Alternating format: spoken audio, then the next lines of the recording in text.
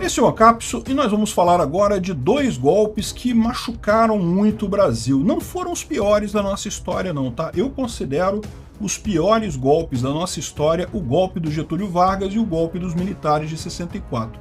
Mas esses golpes aqui foram sérios também. No dia 15 de novembro de 1989, os militares tomaram o poder aqui no Brasil, instituíram a República aqui no Brasil, claramente violando a ordem vigente e pelos piores motivos que vocês possam imaginar. A República Brasileira tem pecado original, ela foi realmente fundada com base nas piores ideias possíveis. E o curioso é que isso foi numa data parecida com o primeiro golpe do Brasil. O primeiro golpe do Brasil foi dado no dia 12 de novembro de 1823. Vocês estão ligados na data, né? 1822 foi a independência do Brasil. Existiu o Brasil em 1822. Um ano depois, em 1823, já teve o primeiro golpe. Vamos entender esses golpes aqui, porque caramba, né? Parece que a nossa república é feita de golpes no final das contas. E eu vou aproveitar esses dias tão tristes, esse período do ano tão triste, em que a gente fala de golpe, golpe não resolve nada, golpe só piora a situação sempre. Então, o que vai acontecer depois desse golpe? Tipicamente, você vai ter um governo fraco, que para se fortificar, para se manter no poder, vai ter que fazer um monte de concessão, de corrupção, de acordos escusos e coisa e tal, de usar violência contra opositores.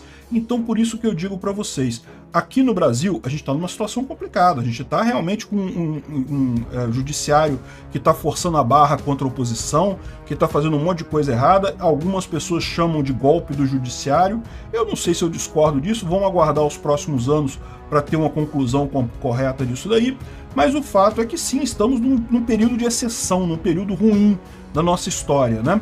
Agora, um golpe é sempre pior, porque é o que eu falo para vocês, sempre que acontece um golpe no governo, o novo governo, seja lá quem quer que esteja entrando agora, vai estar fraco, porque não tem a base institucional, não tem a base legal, não tem o apoio de 100% da população.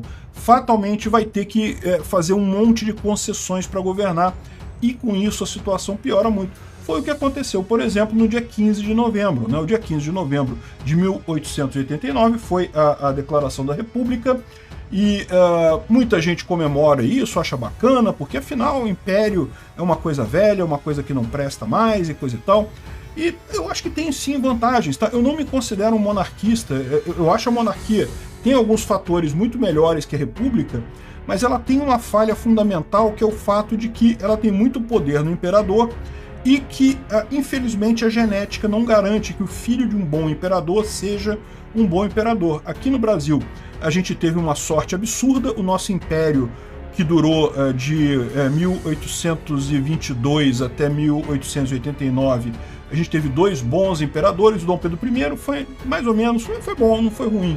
E o Dom Pedro II foi um excelente imperador. O Dom Pedro II, não tenho dúvida nenhuma, era um cara fantástico, um cara à frente do seu tempo. Se ele tivesse continuado governando o país, a gente teria mais vários anos de prosperidade. Fez a coisa certa na abolição da escravidão. Agora, quem garante que os filhos dele seriam bons governantes? Quem garante que a princesa Isabel, por exemplo, que seria a herdeira dele, né, ou os filhos da princesa Isabel teriam uma boa capacidade de governo? O problema da monarquia é isso, o problema do império é isso. A genética não garante uma pessoa equilibrada, né? E a história mostra um sem número de reinos que passaram por problemas desse tipo, a ponto de que os que são longevos, os que ficaram até hoje, são justamente aqueles imperadores, aqueles reis que não tinham poder, né? A Inglaterra hoje em dia está assim.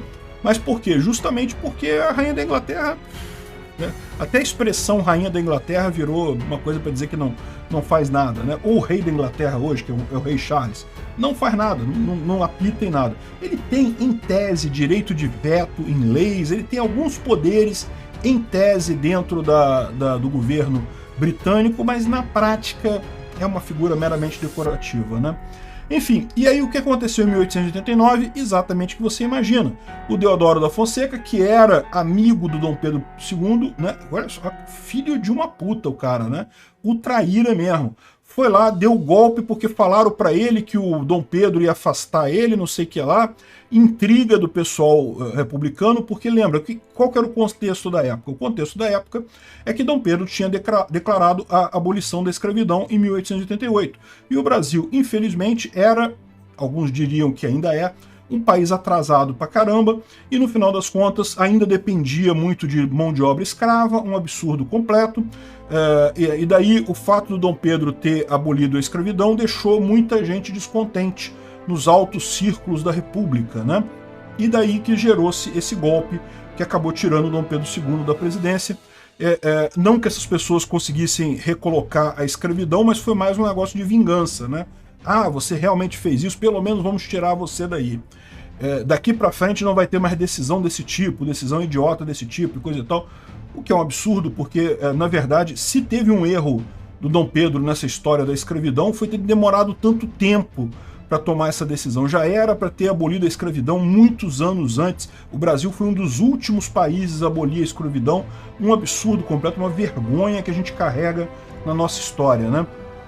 Mas, enfim, justificava tirar o Dom Pedro II nesse momento? Não, porque agora ele tinha resolvido o problema, acabou, esse grande problema acabou. Só que o pessoal quis fazer isso por vingança. O que aconteceu? Quando entrou o Deodoro da Fonseca, ele estava fraco. Tinha um monte de gente que não gostava dele, por dois motivos. Primeiro, ele deu um golpe, né? Ele mudou a ordem brasileira, e ele ainda por cima, e ele era um traíra, né? Porque ele traiu o próprio amigo, esfaqueou Dom Pedro II pelas costas, né?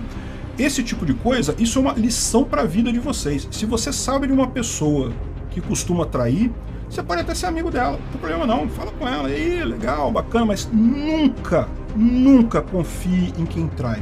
Quem traiu outra pessoa com outra pessoa, mesmo que não tenha nada a ver contigo, não tem nada a ver com você, traiu Beltrano com Cicrano, nada a ver contigo. Anota, pessoa que trai, meu amigo, tem tendência de trair sempre.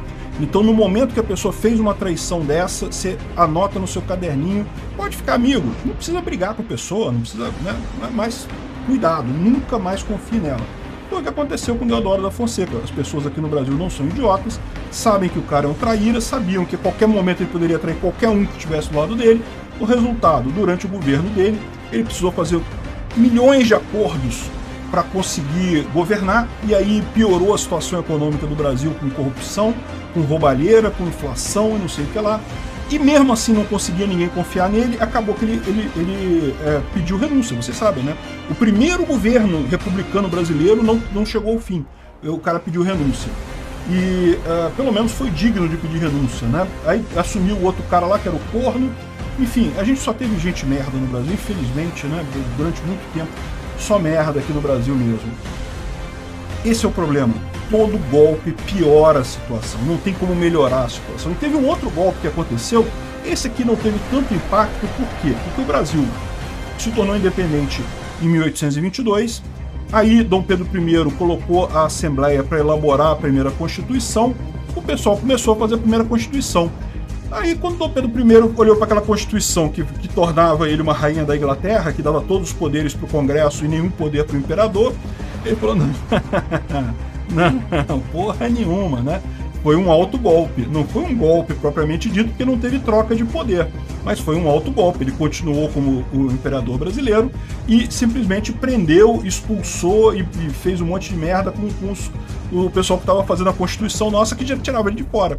Detalhe, essa Constituição era uma boa Constituição, né? O Dom Pedro I fez aquela merda de criar o poder moderador. É o cara que leu, que pode até ter lido a ideia da República lá, da Revolução Francesa e coisa e tal, mas não entendeu. Porque a República é justamente você não ter um poder moderador, não ter um poder central. É você ter poderes independentes que, justamente por eles brigarem um contra os outros, nenhum deles toma o poder completo e assim evita-se uma ditadura, evita-se um comando central, né? Essa é a ideia da República, né? O Dom Pedro I não entendeu, ou não entendeu ou não quis, né? Porque aquele negócio... Dizem que o poder vicia, vocês sabem disso, né? O pessoal que depois que tem poder, meu amigo, o cara fica viciado, é muito bom você ter poder, você manda, o pessoal obedece, é impressionante. Então, depois que a pessoa perde o poder, fica chato, a pessoa não gosta, né? Enfim, esse aqui foi o primeiro golpe, foi o golpe um ano depois da formação do Brasil, né? A gente está acostumado com golpe, mas o que eu falo para vocês não foi o pior não. Na meu número, O segundo pior foi o golpe dos militares de 64 e o pior de todos foi o golpe do Getúlio Vargas, quando ele tomou o poder lá no início do século XX, né? E, enfim, é a nossa história, um golpe atrás do outro. Que triste isso.